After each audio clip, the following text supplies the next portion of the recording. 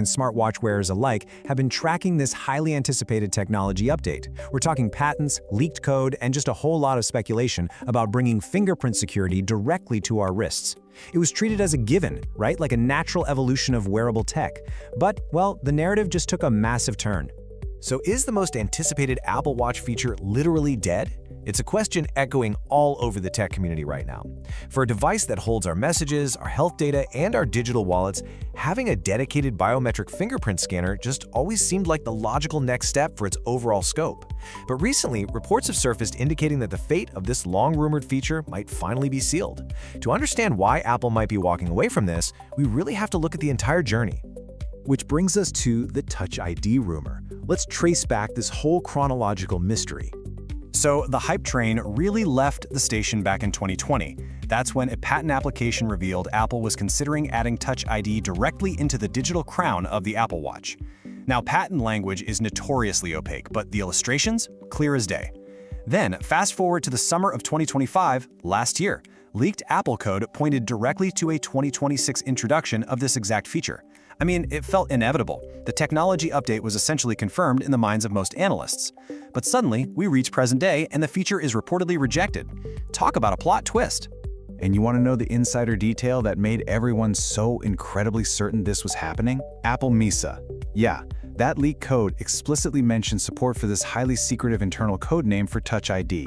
For those tracking tech supply chains, seeing that specific code name tied to future Apple Watch software models is what made this rumor feel so real and imminent. It wasn't just some drawing in a patent office anymore. It was actively being coded. So, why did Apple say no? Let's get into the trade-off analysis. They didn't just casually toss the idea out the window. Based on a new report from a leaker known as Instant Digital, they ran into exactly two massive, practical hurdles regarding the physical and financial realities of manufacturing a premium smartwatch. Let's break down exactly what these roadblocks are and why they matter so much. First up, the cost factor. Let's look at the economic landscape. Basically, Apple is facing squeezed margins right now due to the increased costs of memory and other vital components. Adding a sophisticated new biometric sensor, that is expensive. In an environment where the baseline cost to just build the watch is already going up because of pricey memory chips, throwing in specialized Touch ID hardware creates a major financial strain. Apple would either have to take a hit on their profit margins or, you guessed it, raise the retail price for you and me. From a business perspective, neither of those is a great option for a consumer device. And then we have the battery dilemma. It's a fierce physical war inside the casing.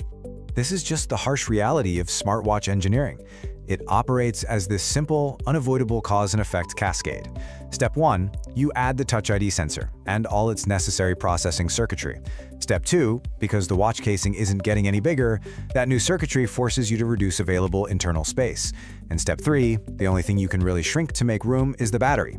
Putting Touch ID in literally means actively taking battery life away from the user. This leads us perfectly into the scope of wearables and what Apple is actually choosing to focus on. Because instead of adding a fingerprint scanner, Apple's priority is stuffing in larger batteries and including more advanced health sensors. These are tangible, daily benefits. A sophisticated health sensor could detect a serious medical condition, right? And a larger battery ensures your watch actually makes it through the day while you're tracking your sleep or out on a long run. When you're forced to choose between the novelty of a fingerprint scanner or making the watch last longer and track your health better, the choice for the overall scope of the device becomes incredibly clear. I mean, a standalone biometric sensor drains battery and costs money.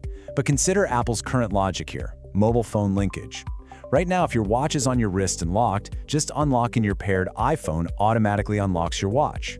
Since your phone is practically always with you anyway, this linkage achieves the exact same goal of security and convenience, but without sacrificing a single millimeter of internal space inside the watch itself. Ben Lovejoy over at 9to5Mac really hit the nail on the head here. He wrote, "It would offer relatively little value to users. Unlocking the paired iPhone is already a convenient way to unlock your watch." And honestly, that perfectly summarizes the situation and validates the end of this rumor. While a fingerprint scanner on your wrist sounds incredibly futuristic, from a practical standpoint, it just isn't necessary.